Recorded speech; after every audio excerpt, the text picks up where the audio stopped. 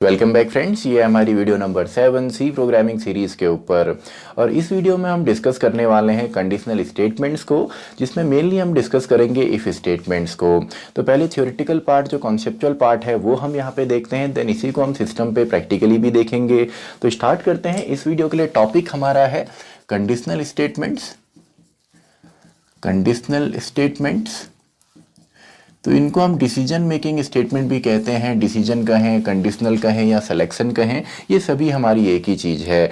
तो यहाँ पे देखिए मेनली यहाँ पे हम डिस्कस करने वाले हैं इस वीडियो के अंदर इफ़ स्टेटमेंट को। तो ये किस तरीके से काम करता है, इसकी वर्किंग क्या है, सिंटैक्स क्या है, किस किस तरीके से कौन कौन से इसके वेरिएंट होते हैं, ये सभी हम यहाँ पे डिस्कस करेंगे। पहले इसका कॉन्सेप्ट हम देख लेते हैं, देन इसको हम प्रैक्टिकली भी देखेंगे। इसके अलावा एक और हमारा सिलेक्शन या डिसीजन मेकिंग स्टेटमेंट होता है स्विच स्टेटमेंट, उसको हम नेक्स्ट वीडियो में डिस्कस करेंगे। तो स्टार्ट करते हैं। देखिए सबसे पहले जब भी हमको प्रोग्रामिंग में डिसीजन लेना होता है या कोई कंडीशन के बेस पे हमने किसी भी स्टेटमेंट को एग्जीक्यूट कराना होता है, तो इसके लिए हम यूज करते हैं इफ स्टेटमेंट को। और जो इफ स्टेटमेंट आपका सी लैंग्वेज के अंदर है, यही आपका जितने भी हमारी मॉडर्न लैंग्वेजेस हैं, जो हमारी नई लैंग्वेजेज हैं, वहाँ पे भी सभी में आपका यही स्टेटमेंट इस्तेमाल होता है। केवल वहाँ पे सिंटैक्स में थोड़ा सा चेंजेज हैं, बाकी आपका इसकी जो वर्किंग प्रोसेस है वो आपका हर एक लैंग्वेज में सेम होती है। तो देखिए अभी तक हम किस तरीके से प्रोग्रामिंग कर रहे थे, अभी तक हम इस तरीके से कर रहे थे, आपका कोई स्टेटमेंट 1 है, देन 2, देन 3, देन 4, तो पहले ये एग्जीक्यूट हो रहा था, then second, then third, then fourth. अब मान लीजिए हमको यहाँ पे जो हमारा प्रोग्राम है, इसमें किसी कंडीशन के बेस पे कुछ डिसीजन हमको लेना है, यानी कि कोई कंडीशन चेक करनी है या कहीं पे डिसीजन मेकिंग है, कहीं पे सेलेक्ट करना है, तो इसके लिए हम इस्तेमाल करते हैं आपका इफ स्टेटमेंट को। तो सीधे सबसे पहले तो इसका सिंटैक्स मैं यहाँ पे आपके लिए लिख देता हूँ। तो इसका जो सिंटैक्स है बेसिक सा है, आपने यहाँ पे इफ कीवर्ड का इस्तेमाल करना है, ये एक इनबिल्ट कीवर्ड है सी लैंग्वेज के अंदर। एंड देन आपका यहाँ पे पैरेंथेसिस के अंदर या स्मॉल ब्रैकेट के अंदर एक कंडीशन हम यहाँ पे लिखते हैं, या कंडीशंस हम बना सकते हैं जो हमारे ऑपरेटर्स हैं उनकी मदद से। एंड देन यहाँ पे हमारे कुछ स्टेटमेंट्स आते हैं, हमारे कुछ स्टेटमेंट्स यहाँ पे होंगे, और इससे पहले भी कुछ स्टेटमेंट्स हो सकते हैं जो ऑफ कोर्स यहाँ पे होते ही हैं, एंड इसके बाद भी कुछ स्टेटमेंट या स्टेटमेंट्स हमारे यहाँ पे हो सकते हैं। तो यहाँ पे देखिए सिंपल सा काम होता है। इसके बाद जो कंडीशन हम यहाँ पे देते हैं, अगर ये कंडीशन हमारी ट्रू होती है, अगर ये कंडीशन हमारी ट्रू होती है, इसको अभी एग्जांपल से समझेंगे, तब तो हमारे ये स्टेटमेंट्स, या एक सिंगल स्टेटमेंट भी हो सकता है, मल्टीपल स्टेटमेंट भी हो सकता है, तब तो ये हमारे एग्जीक्यूट होंगे। अगर ये फॉल्स होता है तो ये सभी हमारे स्किप हो जाते हैं। अगर ये फॉल्स होगा और कंट्रोल सीधा इसके बाद जो स्टेटमेंट्स हैं वहाँ पे हमारा चल जाता है। फिर इसके अलग अलग वेरिएंट भी आते हैं, जैसे आपका इफ के साथ हम एल्स को यूज़ करते हैं, मल्टीपल कंडीशंस के साथ हम एल्स इफ को यूज़ करते हैं, या नेस्टेड फॉर्म में इसको हम यूज़ करते हैं। तो सभी को हम देखते हैं।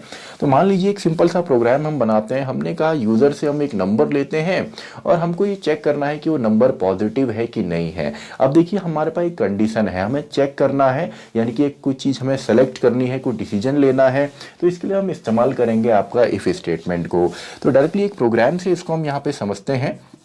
तो मान लीजिए मैं यहाँ पे इंक्लूड करता हूँ जो हमारी हेडर फाइल अभी तक हम इंक्लूड कर रहे थे, standard input output header file, and then int main. और अगर आप कोडियों वगैरह यूज़ करते हैं तो आपने देखा होगा यहाँ पे वॉइड हम लिखते हैं, लास्ट में गेट ch लिखते हैं, तो उस तरीके से भी आप कर सकते हैं। तो सबसे पहले हम यहाँ पे एक नंबर ले लेते हैं, और इस नंबर को चलिए हम यूज़र से यहाँ पे पूछ लेते हैं। तो आप चाहें तो इससे पहले एक प्रिंटिंग स्टेटमेंट डाल सकते हैं, एंटर अ नंबर, लेकिन अभी फ़िलहाल हम डायरेक्टली यहाँ पे कर देते हैं, केवल कॉन्सेप्ट हम समझ रहे हैं। तो एड्रेस या एम्परसेंड नंबर, ये हमने यूज़र से यहाँ पे पूछा। तो अब हमने यहाँ पे कंडीशन लगानी है। हमने कहा इफ़, अगर जो हमारा ये नंबर है जी, अगर ये ग्रेटर देन होता है किससे, 0 से, तो नंबर हमारा क्या हो गया, पॉजिटिव हो गया। तो सिंपली हम यहाँ पे लिख देते हैं प्रिंटफ के अंदर पॉजिटिव नंबर, पॉजिटिव नंबर। तो सिंपल सा है, कंडीशन जो हमने यहाँ पे दी है, and then return 0 and finally close. तो अब देखिए आपका ये सेम यहाँ पे पैटर्न फॉलो हो रहा है। यहाँ पे ये स्टेटमेंट्स आपका एग्जीक्यूट हुआ, देन ये स्टेटमेंट एग्जीक्यूट हुआ, देन यहाँ पे हमने चेकिंग करी। मान लीजिए नंबर जो यूज़र ने दिया था वो -5 दे दिया, तो अब यहाँ पे क्या होगा, नंबर जो है ग्रेटर देन 0 नहीं है, तो इसके बाद जो स्टेटमेंट है ये स्किप होगा और कंट्रोल सीधा यहाँ चला जाएगा। लेकिन मान लीजिए उसने +5 यहाँ पे दिया या सिंपली 5 यहाँ पे दिया, तो कंडीशन सही है, तो इसके बाद जो स्टेटमेंट है ये एग्जीक्यूट होता है। तो सबसे पहले बात करते हैं कितने स्टेटमेंट यहाँ पे एग्जीक्यूट हो सकते हैं, क्या एक ही स्टेटमेंट एग्जीक्यूट होगा। अब देखिए बाय डिफॉल्ट तो यहाँ पे एक ही स्टेटमेंट एग्जीक्यूट होता है, लेकिन अगर आप कंपाउंड स्टेटमेंट बनाते हैं, यानी कि जो एक सिंगल कंडीशन पे मल्टीपल स्टेटमेंट अगर आप लिखना चाहें तो वो भी पॉसिबल है। अब मान लीजिए इसी प्रोग्राम को मैं यहाँ पे लिखता हूँ, मैंने यहाँ पे कह दिया इफ़ नंबर जो है ग्रेटर देन 0 है, तो यूज़र चाहता है कि वो printf के अंदर या एक स्टेटमेंट यहाँ पे लिख दे जिसमें आए भैया हमारा ये नंबर जो है पॉजिटिव है, और साथ में हमको यहाँ पे ये भी लिखा हुआ मिले printf में कि टुडे लिखा हुआ मिल जाए मान लीजिए। और उसके बाद उसने कहा चलिए एक स्टेटमेंट और इसमें डाल दीजिए, हमने कह दिया यहाँ पे ग्रेट भी लिख दीजिए। तो हमने कहा ये 3 स्टेटमेंट हमको चाहिए इस कंडीशन के बेस पे, अगर ये कंडीशन ट्रू होती है तो अब हम क्या करेंगे, क्योंकि बाय डिफ़ॉल्ट अपने बाद ये एक ही स्टेटमेंट रीड करता है, तो यहाँ पे हम बनाते हैं एक कंपाउंड स्टेटमेंट। और उसका तरीका क्या है, उसके लिए हम यहाँ पे लिखते हैं आपका कर्ली ब्रेसेस को हम इस्तेमाल करेंगे। अब देखिए बाय डिफ़ॉल्ट इसके बाद सबसे पहले तो यहाँ पे सेमीकोलन नहीं आता, क्योंकि आपको पता होगा कि सी लैंग्वेज के अंदर किसी भी स्टेटमेंट को टर्मिनेट करने के लिए, खत्म करने के लिए सेमीकोलन हम लगाते हैं। लेकिन यहाँ पे तो इसके स्टेटमेंट अभी शुरू हो रहे हैं, यानी कि इसकी कंडीशन शुरू हुई तभी अपना काम करेगा, स्टेटमेंट्स को एग्जीक्यूट करेगा। तो ये गलती आपने नहीं करनी, आपने सेमीकोलन यहाँ पे नहीं करना। लेकिन प्रिंटफ के बाद ये तो ऑब्वियसली नॉर्मल है, इसमें आपका आएगा। एंड देन हमने यहाँ पे कर्ली ब्रेसेस लगाया, तो यहाँ पे अब क्या होता है, ये अब आपका एक कंपाउंड स्टेटमेंट बन गया, यानी कि जब ये ओपन किया तो जब तक ये क्लोज नहीं होता है तो इसके बीच में कितना भी हम यहाँ पे स्टेटमेंट लिखें, कोई भी स्टेटमेंट हम लिखें, हम कोई वेरिएबल डिक्लेयर करें या कोई सी फंक्शन में का हम काम यहाँ पे करें, स्कैनएफ हम यूज़ करें, ये जितने भी स्टेटमेंट है ये किस कंडीशन पे डिपेंड होते हैं, ये इस वाली कंडीशन पे देन डिपेंड होते हैं। यानी कि अगर ये कंडीशन ट्रू है तो ये सभी एग्जीक्यूट होंगे, वरना कुछ भी एग्जीक्यूट नहीं होगा, सीधे कंट्रोल इसके बाद जो स्टेटमेंट्स होंगे उन पे आ जाता है। तो सिंपल सा है। इस तरीके से अगर आपके पास, अगर देखिए केवल सिंगल एक ही स्टेटमेंट प्रिंट करना है तब तो कर्ली ब्रेसेस की कोई ज़रूरत नहीं है। अगर आप इस तरीके से करते भी हैं, आप कर्ली ब्रेसेस लगाते हैं, एक स्टेटमेंट लिखते हैं, तो ये भी सही है।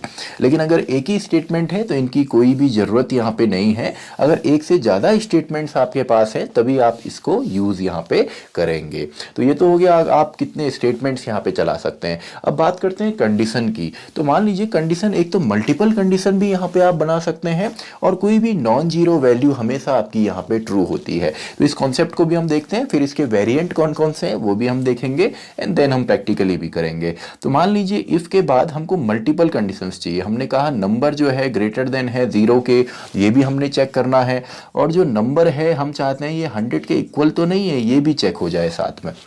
तो आपको पता है इसके बीच में हम कौन सा स्टेटमेंट यहाँ पे यूज़ करते हैं या कौन सा ऑपरेटर यूज़ करेंगे, एंड ऑपरेटर यूज़ करेंगे, या हम यहाँ पे और ऑपरेटर यूज़ कर सकते हैं। तो मल्टीपल कंडीशंस हमारी चेक होती हैं। ये हम जब ऑपरेटर हम डिस्कस कर रहे थे तो हमने लॉजिकल ऑपरेटर्स को भी डिस्कस किया था। तो मल्टीपल कंडीशंस भी आप बना सकते हैं। अब बात करते हैं, जैसे मैंने कहा कि आपका कोई भी नॉन जीरो वैल्यू यहाँ पे ट्रू होती है। इसका क्या मतलब हुआ, कोई भी नॉन जीरो वैल्यू यानी कि जीरो के अलावा कुछ भी आप लिखिए। मान लीजिए इफ अगर मैं यहाँ पे सीधा ए लिख देता हूं तो ये भी ट्रू है। बस यहाँ पे ए की वैल्यू यूजर 0 ना डाले, 0 के अलावा कुछ भी वो लिख सकता है। यानी कि अगर वो लिखता है इफ 10 यहाँ पे तो ये भी ट्रू है, अगर वो लिखता है इफ -5 तो ये भी ट्रू है। यानी कि कोई भी नॉन जीरो वैल्यू यहाँ पे ट्रू होती है। इसको भी हम प्रैक्टिकली भी देखेंगे, वरना यहाँ पे ये बेसिक सा रूल इसको आप बोल सकते हैं कि कोई भी नॉन जीरो वैल्यू भी ये ट्रू लेता है, और अगर कंडीशन हमारी ट्रू हो गई तो वो तो ऑटोमेटिकली हमारा ट्रू के अंदर ही आता है। तो आई होप आपको कंडीशन कैसे देनी है, कितने स्टेटमेंट्स प्रिंट करने हैं, ये आ गया होगा। तो अब इसके वेरिएंट हम यहाँ पे देख लेते हैं, इफ को हम किस तरीके से इस्तेमाल कर सकते हैं। तो इफ के जो अलग अलग यहाँ पे वेरिएंट हैं उसमें सबसे पहले हमारा आ जाता है सिंपल इफ, जो अभी हमने डिस्कस किया। अब सिंपल इफ में क्या होता है, इफ के बाद कोई कंडीशन हमारी है, इसको मैं सी से रिप्रेजेंट करता हूं। अगर ये कंडीशन ट्रू हुई तो इसके बाद जो स्टेटमेंट्स हैं, भले वो कंपाउंड हो या एक स्टेटमेंट हो, ये एग्जीक्यूट होते हैं, वरना एल्स वाला पार्ट एग्जीक्यूट होगा। और एल्स भी एक कीवर्ड यहाँ पे है, इसमें भी आप कंपाउंड बना सकते हैं, यानी कि इस तरीके से आप कर्ली ब्रेसेस के अंदर बहुत सारे स्टेटमेंट लिख सकते हैं। तो यहाँ पे अब क्या होगा, देखिए यहाँ पे क्या हो रहा था, अगर ये कंडीशन ट्रू है तब तो कुछ एग्जीक्यूट हो, वरना कुछ भी एग्जीक्यूट ना हो। अब यहाँ पे क्या है, अगर ये कंडीशन ट्रू होती है तब तो हमारे ये वाले स्टेटमेंट या स्टेटमेंट्स एग्जीक्यूट होंगे, वरना जो एल्स के पार्ट के अंदर आपके स्टेटमेंट्स हैं ये हम सॉरी ये हमारा एग्जीक्यूट हो जाएगा। तो सिंपल सा है, अगर ये कंडीशन ट्रू हुई तो इसके स्टेटमेंट्स, वरना एल्स वाले स्टेटमेंट्स हमारे यहाँ पे एग्जीक्यूट होंगे। लेकिन ये दोनों साथ में यूज होते हैं, इफ है तो एल्स होगा, अगर आप सिंपल इफ भी करना चाहें, खाली इफ करेंगे तो भी चलेगा। तो सिंपल इफ में केवल इतना पार्ट आपका आता है, इफ के साथ एल्स करते हैं तो इसको हम इफ एल्स बोल देते हैं। इफ एल्स इसका वेरिएंट, यानी कि अगर एक कंडीशन है, कंडीशन ट्रू होती है तो कुछ अलग स्टेटमेंट्स, फॉल्स होती है तो अलग स्टेटमेंट्स, इसको अभी हम प्रैक्टिकली देखेंगे। तो दूसरा हमारा यहाँ पे हो जाता है if else, and then third हमारा यहाँ पे है इफ एल्स इफ, यानी कि मल्टीपल कंडीशंस अगर हमारे पास हो। एंड फाइनली हम यहाँ पे नेस्टेड फॉर्म में भी इसको यूज करेंगे। तो देखिए इफ एल्स इफ में हमारा क्या होता है, इफ एल्स इफ में सिंपली इफ कोई कंडीशन हमारे पास है, अगर ये ट्रू होती है तो इसके स्टेटमेंट्स, वरना एल्स देन अगेन इफ। तो एक और कंडीशन, सेकंड कंडीशन, मान लीजिए फर्स्ट कंडीशन सेकंड कंडीशन, तो इसके स्टेटमेंट्स, वरना एक और एल्स इफ आप यहाँ पे यूज कर सकते हैं। तो एक और एल्स इफ यहाँ पे आ जाएगा, इसके स्टेटमेंट्स, वरना फाइनली एल्स हमारा आ जाता है। यानी कि एल्स इफ आप कितने भी लगा सकते हैं। तो सबसे पहले ये वाली कंडीशन ट्रू होगी, अगर ये ट्रू हुई तो इसके स्टेटमेंट्स बाकी सभी स्किप हो जाएगा। लेकिन अगर ये फॉल्स होती है तो जो कंट्रोल है वो यहाँ जंप करेगा, ये वाली कंडीशन चेक करेगा, ये भी फॉल्स हो गई तो अगली कंडीशन देखेगा। इस तरीके से आप मल्टीपल कंडीशंस बना सकते हैं एल्स इफ के अंदर। लेकिन सभी अगर फॉल्स होती हैं तो फाइनली हमारा एल्स वाला चलता है। तो सिंपल सा है, ये अभी हम देखेंगे प्रैक्टिकली इसको। आई होप आपको कॉन्सेप्ट यहाँ पे समझ में आया होगा।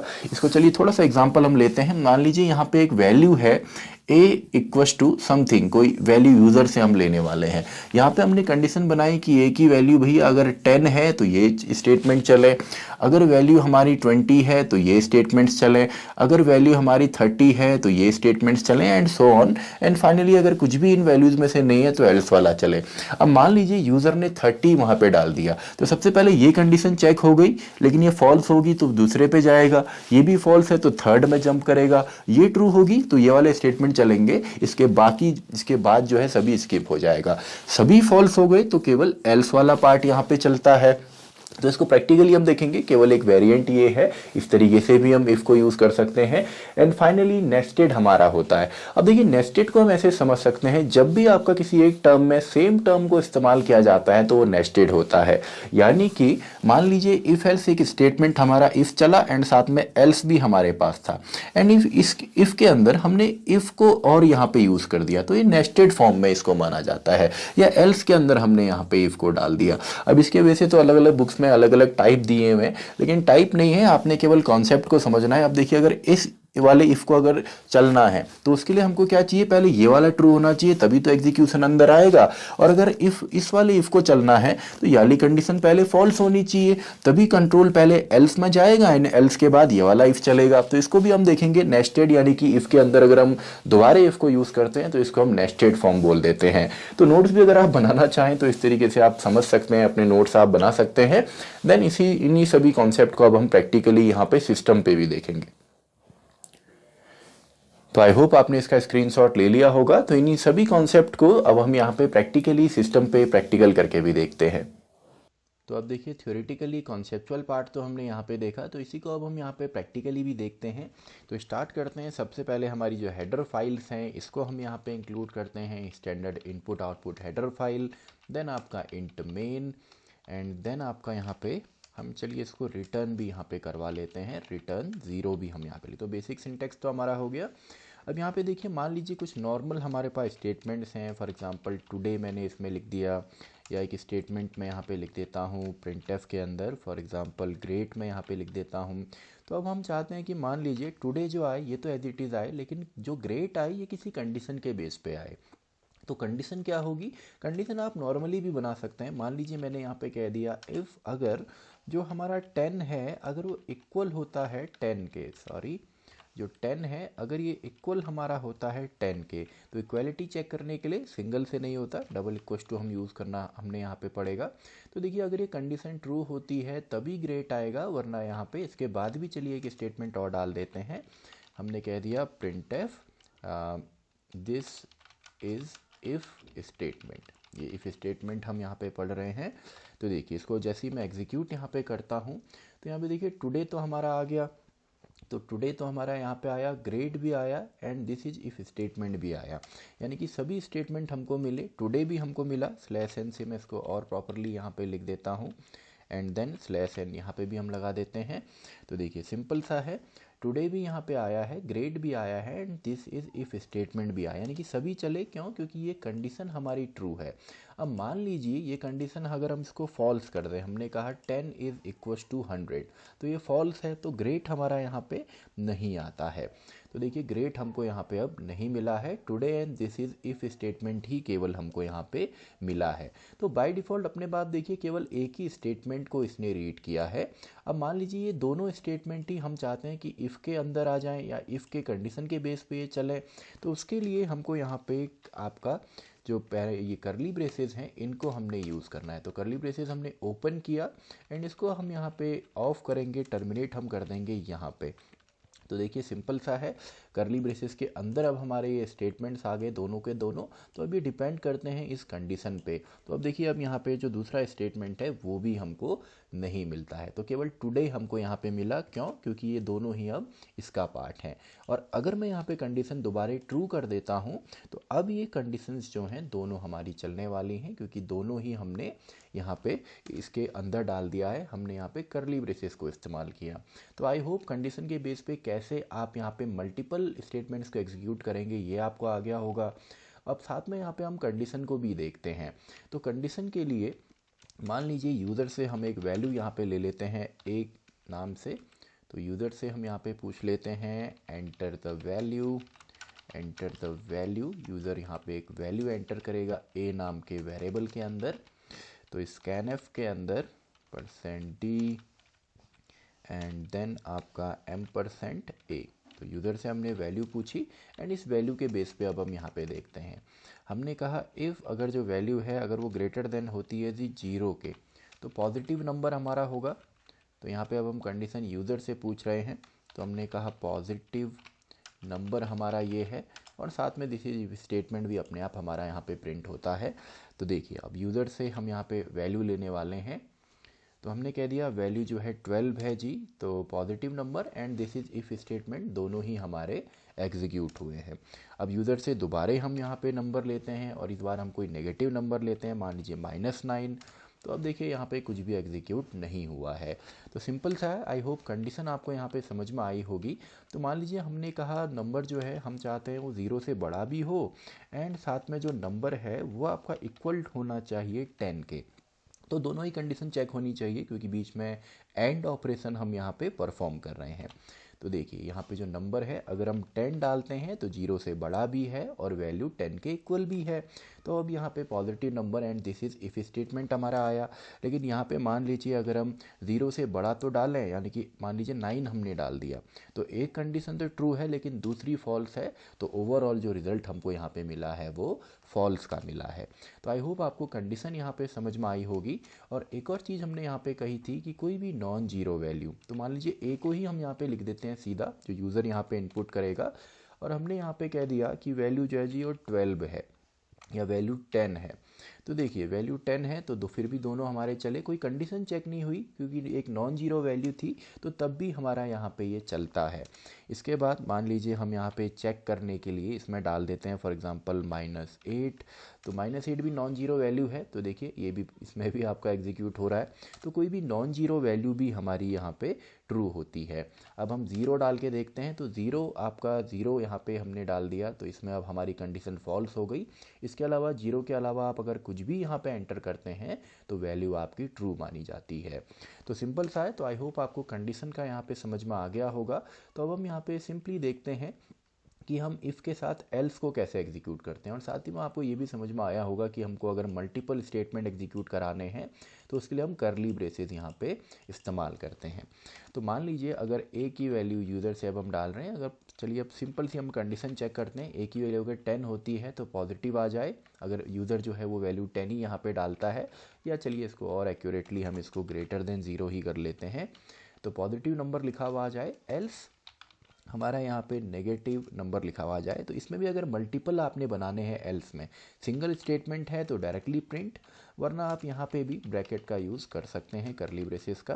तो यहाँ पे हम लिखते हैं नेगेटिव और 0, या तो नेगेटिव है या 0 है, ये हमने यहाँ पे प्रिंट कर दिया।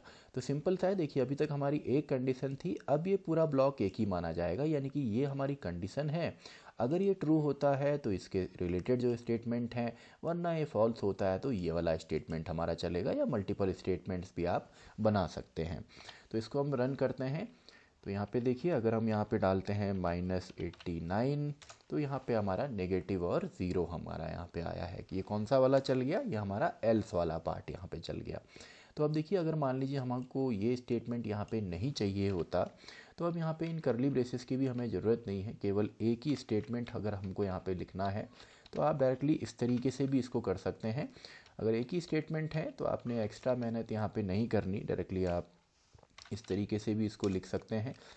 ये देखिए अब कितना छोटा हमारा प्रोग्राम यहाँ पे हो गया है, केवल इतना ही हमारा यहाँ पे प्रोग्राम है, इफ़ और एल्स वाला पार्ट इसमें। तो ये दूसरा हमारा वेरिएंट जो था, तो हमने कह दिया चलिए 10, तो देखिए इसमें पॉजिटिव नंबर, इसको री एग्जीक्यूट करते हैं, हमने यहाँ पे कह दिया 0, तो ये आ गया 0 नेगेटिव और 0 यहाँ पे, यानी कि एल्स वाला पार्ट एग्जीक्यूट हो रहा है।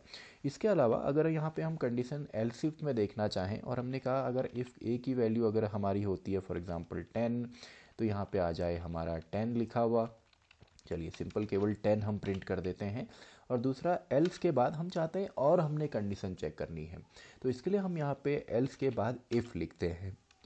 तो यहाँ पे देखिए सॉरी, हमने कह दिया इफ़ अगर ए की वैल्यू यहाँ पे 20 है, तो हम यहाँ पे चलिए 20 ही लिख देते हैं। तो 20 ही हम यहाँ पे लिख देते हैं। इसके अलावा एल्स इफ़, यानी कि एक और कंडीशन है। अभी तो केवल हम यहाँ पे डेमोन्स्ट्रेशन पर्पज़ के लिए इसको देख रहे हैं, आगे जैसे जैसे सीरीज़ आगे बढ़ेगी फिर इसको हम और यहाँ पे अपनी प्रोग्रामिंग में इम्प्लीमेंट करेंगे, तो अभी फ़िलहाल इसकी ज़रूरत हमको नहीं है। तो एक और कंडीशन, अगर हमने कहा ए की वैल्यू अगर 30 यूज़र यहाँ पे एंटर करता है, तो आपको यहाँ पे printf में लिख देना है 30। तो इस तरीके से आप कितनी भी कंडीशंस यहाँ पे लगा सकते हैं। और अगर आप कोई भी कंडीशन चाहते हैं कि अगर ये सभी कंडीशंस फॉल्स हो जाएं, तो आप सिंपली एल्स में यहाँ पे लिख सकते हैं रॉन्ग चॉइस, चलिए हम यहाँ पे लिख देते हैं। तो देखिए सिंपल सा है, यहाँ पे आपका मल्टीपल कंडीशंस हमने बनाई हैं। तो सबसे पहले वैल्यू चेक होगी इस वाली कंडीशन पे, अगर ये सही है तो ये स्टेटमेंट चलेगा और बाकी सारे के सारे स्किप हो जाएंगे। अगर ये फॉल्स होता है तो ये वाली कंडीशन चेक होगी, ये ट्रू हो गया तो केवल ये वाला चलेगा। अब अगर ये भी हमारा फॉल्स हो गया, मान लीजिए ये फॉल्स हुआ तो ये वाला चेक हुआ, ये भी फॉल्स हुआ तो नेक्स्ट कंडीशन, ऐसे ही ये भी फॉल्स होता। और आप यहाँ पे एल्स इफ में यहाँ पे अगर आप मल्टीपल कंडीशंस यहाँ पे और होती तो ये हमारी एग्जीक्यूट होती। तो मान लीजिए अगर सभी ये कंडीशंस फॉल्स हो गई तो एल्स वाला पार्ट यहाँ पे चलता है। तो इसको अब हम रन करके देखते हैं, एग्जीक्यूट इसको हम करते हैं। तो मान लीजिए वैल्यू हमने यहाँ पे 20 डाली है, तो 20 ऑब्वियसली हमको यहाँ पे रिजल्ट में मिलेगा। तो 20 हमको क्यों मिला, क्योंकि सबसे पहले ये कंडीशन चेक हुई होगी और ये फॉल्स हुई तो यहाँ पे कंट्रोल पहुँचा, ये ट्रू हुआ तो सीधा ये हमारा प्रिंट यहाँ पे हुआ है। तो आई होप आपको जो थर्ड यहाँ पे टाइप है, एक तो सिंपल इफ़ हो गया, इफ़ के साथ एल्स हो गया, इफ़ के साथ एल्स इफ हमारा है। तो फाइनली अब हम देखते हैं नेस्टेड पार्ट को। तो नेस्टेड को चलिए डायरेक्टली हम देख लेते हैं। तो नेस्टेड में हमने क्या करना है, मान लीजिए हमारे पास एक सिंपल सी एक कंडीशन है, तो चलिए प्रिंट नहीं करते क्योंकि ये थोड़ा सा हो सकता है आपको कॉम्प्लेक्स लगे। कॉम्प्लेक्स तो नहीं है, काफ़ी सिंपल है ये भी, तो ये भी हमें फ़िलहाल नहीं चाहिए। हमने कहा इफ़ अगर 10 जो है वो ग्रेटर देन होता है आपका 5 से, तो कंडीशन देखिए ट्रू है। तो इससे हम एक कंडीशन इसके अंदर लिख देते हैं printf value is greater than 5। तो सिंपल हमने एक स्टेटमेंट डाल दिया। अब मान लीजिए इसके अंदर हम यहाँ पे एक और इफ़ यहाँ पे लिखना चाहें, तो इसके अंदर भी हम एक और इफ़ लिख सकते हैं। किस तरीके से लिखेंगे, अब आप ऊपर लिखेंगे तो कंडीशन के बेस पे होगा, इस स्टेटमेंट के नीचे भी आप लिख सकते हैं, कहीं पे भी आप इसको लिखना चाहें। मान लीजिए मैंने कहा इफ़ अगर जो हमारा 5 है ये इक्वस टू होता है 5 के ही, तो मान लीजिए हम यहाँ पे एक कंडीशन बना रहे हैं, तो यहाँ पे हम लिख देते हैं printf में 5 इज़ इक्वल टू 5, यानी कि इसके अंदर आप दोबारा इफ़ को यूज़ करेंगे। तो अब देखिए यहाँ पे इस वाले स्टेटमेंट के आने की यहाँ पे प्रोबेबिलिटी क्या है, या ये किस तरीके से आएगा। इसके आने का यहाँ पे चांस क्या है, एक तो इसके बाहर जो कंडीशन है जिस पे डिपेंड हो रहा है ये सही हो, और ये जो पूरे का पूरा स्टेटमेंट है, ये जो स्टेटमेंट्स हैं ये डिपेंड करते हैं इस स्टेटमेंट पे, तो ये भी ट्रू होना चाहिए। तो ये भी ट्रू है, देखिए ये भी ट्रू है, तो ये 5 इज इक्वल टू 5 हमको मिलेगा, एंड साथ में इसके बाद जो स्टेटमेंट है वैल्यू इज़ ग्रेटर देन 5 ये भी हमको यहाँ पे मिलेगा। तो ये नेस्टेड फॉर्म में है, अगर एक के अंदर एक आप डालते हैं तो देखिए दोनों स्टेटमेंट यहाँ पे आ गए। अब मैंने न्यू लाइन यहाँ पे नहीं लगाई तो थोड़ा सा ये आपको अजीब यहाँ पे लगे, तो देखिए अब यहाँ पे दोनों स्टेटमेंट हमारे एग्जीक्यूट हो रहे हैं। अब मान लीजिए इस इफ़ के अंदर भी अगर एक और इफ़ हम यहाँ पे लगा दें, तो इसको अगर हम यहाँ पे चेक करेंगे, मान लीजिए यहाँ पे कोई भी कंडीशन अगर मैं लिखता हूँ तो इस कंडीशन के चलने के क्या चांसेस हैं, इसके लिए हमको क्या चाहिए, इसके बाहर जो इसका इंटेंड है, यानी कि ये वाला भी सही होना चाहिए, ये वाला भी सही होना चाहिए। और अगर मान लीजिए हमने यहाँ पे कह दिया कि हम यहाँ पे इफ़ के साथ एल्स को लिखना चाहते हैं, तो मान लीजिए हमने एल्स को यहाँ पे लिखा, तो एल्स के अंदर हम यहाँ पे लिख देते हैं printf में, चलिए सिंपल बाई हम लिख देते हैं। तो मान लीजिए हमको बोला गया कि बाई को हमने यहाँ पे चलाना है, हमको केवल बाई यहाँ पे चाहिए। तो बाई अगर हमको चाहिए तो ये वाला तो ट्रू होना ही चाहिए, तभी ये इसके अंदर यहाँ पे इस ब्लॉक के अंदर आ पाएगा, एंड देन ये वाली कंडीशन हमारी फॉल्स होनी चाहिए, तभी हमारा ये एल्स वाला पार्ट चलेगा। तो हम यहाँ पे कहते हैं 5 जो है वो नॉट इक्वल टू 5 हो गया।